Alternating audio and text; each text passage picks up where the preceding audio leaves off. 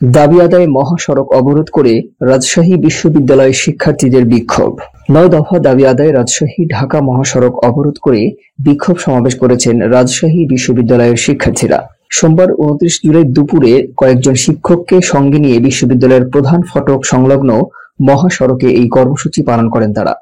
বৈষম্য বিরোধী ছাত্র আন্দোলনের ডাকে সাড়া দিয়ে কর্মসূচিতে সংহতি প্রকাশ করে অংশগ্রহণ করেন বিশিষ্ট গবেষক ও বিশ্ববিদ্যালয়ের পদার্থ বিজ্ঞান বিভাগের অধ্যাপক ডক্টর সালেহ হাসান নকিব, আরবি বিভাগের অধ্যাপক ডক্টর ইফতিখারুল আলম মাসুদ, সমাজকর্ম বিভাগের অধ্যাপক ডক্টর মোহাম্মদ জামিরুল ইসলাম এবং কম্পিউটার সায়েন্স অ্যান্ড ইঞ্জিনিয়ারিং বিভাগের অধ্যাপক ডক্টর সাইফুল ইসলাম। কর্মসূচিতে বুকের ভেতর বইছে ঝড়, বুক পেতেছি গুলি কর, ৭১-এর হাতিয়ার গর্জে উঠুক আরেকবার, ১৮-এর হাতিয়ার গর্জে উঠুক আরেকবার ইত্যাদি স্লোগান দিতে থাকেন আন্দোলনরত শিক্ষার্থীরা।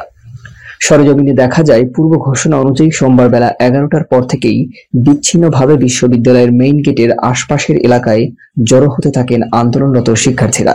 শিক্ষার্থীদের এমন কর্মসূচির খবর পেয়ে পূর্ব থেকেই বিশ্ববিদ্যালয়ের কাজলা গেট ও মেইন গেট এলাকায় সাজোয়া যান নিয়ে অবস্থান নেন পুলিশ সহ অন্যান্য আইন শৃঙ্খলা বাহিনীর সদস্যরা। এরপর দুপুর ১২:১৫টার দিকে শিক্ষার্থীরা বিক্ষোভ শুরু করে।